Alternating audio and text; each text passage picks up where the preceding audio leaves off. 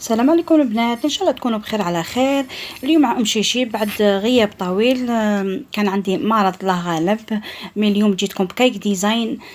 تشوفوا المقادير تاعها هامليك. لهنا جبت لكم 6 حبات بيض. نفصلوا البيض عن الصفار، فوالا، يكونوا مغسولين بيان، نديروا لهنايا قرصه تاع الملح ونديرهم في البيتخا يدوروا. بعد من البيتخا راهي الدور تاعي، انا راني جبت السيرسو تاعي ودهنته كامل بالزبده ونلصق فيه البابي تاعنا. لهنا شوفوا بعد من طلع لي البيض مع 180 استحبات بيض مع 180 تاع السكر، فوالا. ونبداو نديرو في الصفار البيض حبه بحبه حبه بحبه حتى يطلع لنا. شوفوا كيفاش طلع لنا. لهنايا نجو لهنا الفرينه تاعي نوزنها 180 غرام سكر، ندير لها 180 غرام تاع الفرينه. كما قلنا كل حبه بيض تقابلها، كل حبه بيض تقابلها 30 غرام تاع السكر. هذه هي القاعده تاعها، وانتم ضعفوا المقادير.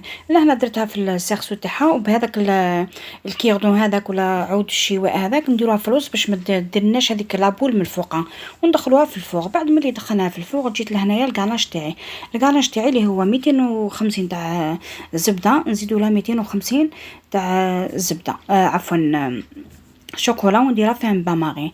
خليتها فيها باماغي، ومن جهه اخرى نجيبوا الكاناج الاخر راح نديروا فيه لا كريم فخاش. راح نوزنوه لا كريم فخاش عندنا 100 غرام لا كريم فخاش، نديروا 200 غرام شوكولا سوداء. لهنا سخناه، سخنا لا كريم فخاش، فوالا سخناه، وما كي سخناه نجيبو على الشوكولا تذوب لنا. لهنا بعد ملي ذابت لنا ونخلوها بجهه واحده اخرى حتى تبرد لنا، نطلعوا لا كريم شونتيي. لا كريم شونتيي كاس ماء تاع ماء يكون بارد جدا.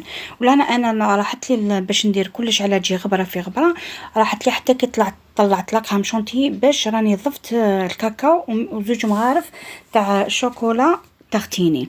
وانتوما ديروها هكذايا باش تطلعوا لا كريم شونتيي تاعكم. هذه نورمالمون في المرحله الاولى. هاوليك الكاناج تاعي تاع لا كريم فخاش وشوكولا، راني بعد ملي برد لي شويه يكون بارد راني خلطته مع هذيك لا كريم شونتيي، هذا واضح. ولهنا بعد ملي طابت لي لاجينوز تاعي، شوفوا ما شاء الله طابت اسفنجه، جات الله خفيفه.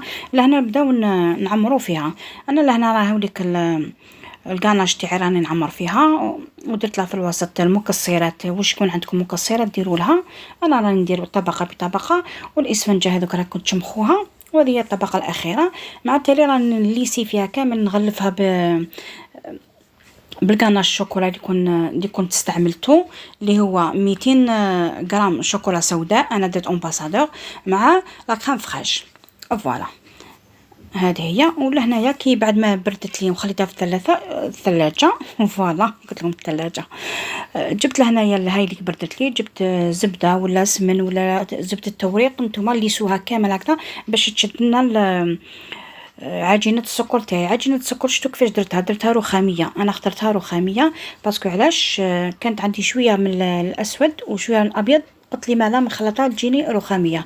لهنايا شوفوا التزيين تاعها كيفاش راني نديرو، ليستها جات ما شاء الله.